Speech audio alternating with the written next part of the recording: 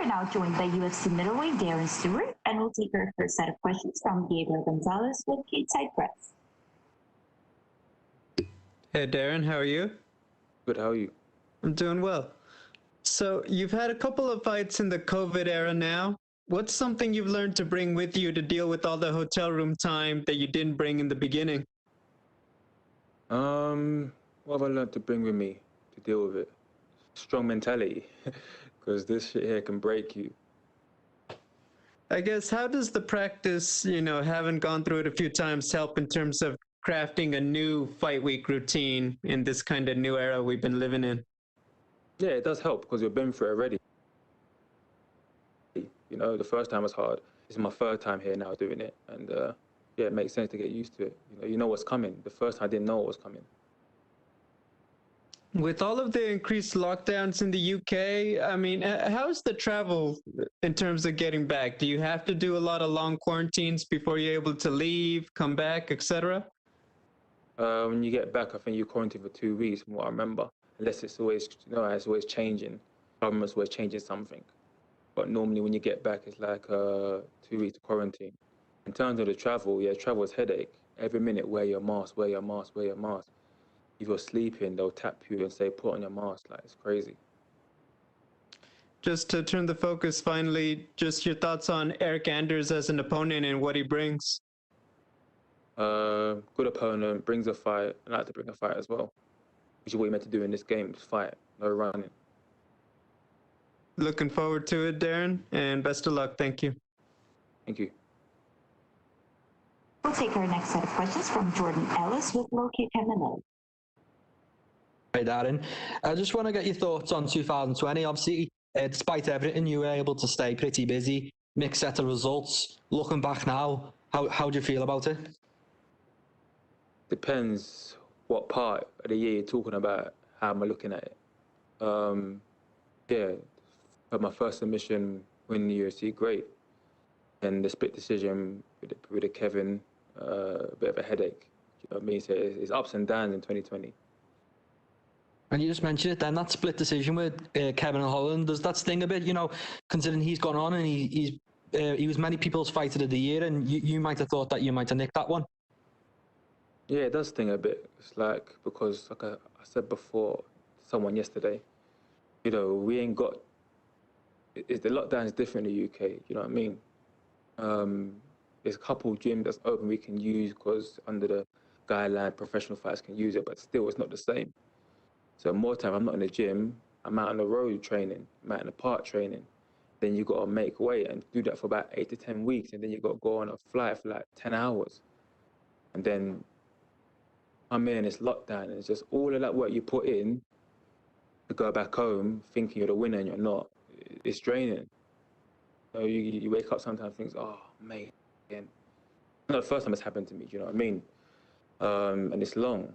I'm not saying, I don't know how it is for the guys here, but you got to travel and all of that work you put in.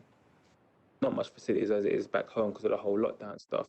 To get that kind of result, it's like, I thought I'd done enough, man. Maybe I got to do more. You know what I mean? So, and that fight was fun as well. Do you know what I mean? When you're having fun and enjoying yourself, you're thinking, yeah, like, this is good. Your hand don't get raised. It's like, oh, mate, like, it's horrible. I'd rather you knock me out than thinking you won and your hand don't get raised. People, only fighters understand when I say that. I told my missus that. She's like, well, no, I don't get knocked out. I have my hand not raised. I said, no, you understand, trust me. Horrible feeling. And Eryk Anders, he was on earlier and he said he's expecting a 3-round war, a fight of the night. What are you expecting from this fight? How do you avoid that type of decision happening to yourself again? Just do more work. Do more work, do the best I can. And yeah, it's all about getting the bonus, man. That's what I'm on now. Big fight, big scrap, I mean, you're supposed to come here and fight. It's not no running business, you know what I mean? So he's looking at fight of the night, I'm looking at fight of the night. Get the money for the family, do you know what I mean? That's what I'm on.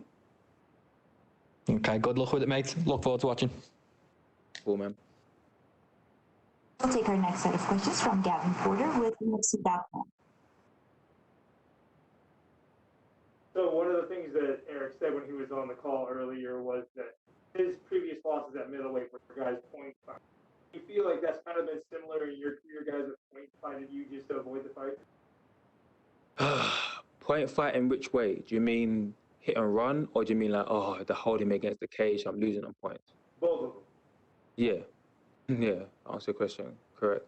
And so then he said the thing that excites him most about this particular fight is he doesn't expect that out of you. He knows what kind of fighter you are. You bring the fight. Is that also what excites you most about this matchup? Is the type of fighter he is? Yeah, man. Well, I like to scrap, man. Like, you knock me, I knock you out. All these points. There's too many rules in the MMA game. Do you know what I mean? Too many rules, and someone can hold you against the cage, and they're not doing F all, but you're losing because your back's on the cage, or they can put you on the floor and they're not doing nothing to you, but your back's on the floor, so you're losing. So in the judges' eyes, they're controlling you. Too many rules, man. Just go and fight, bruv. Yeah? You hit me, I hit you. You know what I mean? We just keep going at it, you know what I'm saying? And then someone's got to drop, or even if you keep going at it and it goes to decision, whatever, let's say, for example, worst case scenario, at least you're going at it, you know what I mean? Go get the bonus. Go get the bonus. Go get your money. All this point scoring shit, man, it's long. You know what I mean? Don't get me wrong, fight's a fight.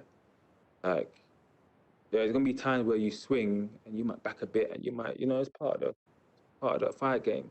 But in terms of hit and run and just holding you there, yeah, it's long. I come to fight. I don't come to play MMA. I'm not here to play MMA. I've done the MMA thing, and yeah, I've won. And people will say, yeah, win's a win, or never happy. You know what I mean, I didn't get to UFC playing MMA. You get me? UFC brought me on. They like me because I come to fight.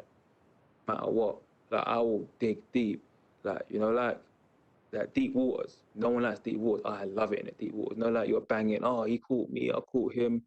Crowd's going wild. No crowd, but yeah, I'm trying to say, like, I'm all about that. You know what I mean? Than hit and run and it's long, or hold you against the cage. Yeah, it's long. When you and your team have studied Eryk and what he does well, and when he brings to the octagon, what about his skill set? He likes to fight. No one likes to fight. That's what makes me dangerous. That makes him dangerous. No one likes to fight. So. Last question is, in terms of matchups, coming off of your last fight, does that make you more hungry knowing that last result and how it kind of went versus coming into this fight and maybe pre? Definitely makes me more hungry. Definitely makes me more hungry. You know what I mean? At the same time, you got to control it, though. You know what I mean? Because at the end of the day, I'm still professional. I can't go in there monkey swinging. You know what I mean? But definitely makes me more hungry. Cause I've had enough now, man. I was just saying to the previous guy that I just spoke to before you go through that camp, 8 to 10 weeks, not much to work with at home. Like, I ain't got an industry at home. You know what I mean? And you're out on the road, you're doing stuff in the park, and then you're doing it for 8 to 10 weeks, and then you come here and it's just full lockdown, and you can't go use like proper saunas. You have to use portable sauna, infrared. You know, infrared takes longer to make weight, and it's like all of that to put your heart out, thinking you won and you didn't. Yeah, it stings. So it does make me more hungry. But to be fair, I've always been hungry. You see how I fight. You know what I mean? I like to take risks. I've always been hungry. But yeah, maybe a bit more hungry. I always get a bit more hungry, like I'm feeling now. Thank you. That's all we have for you today, Darren. Thank you.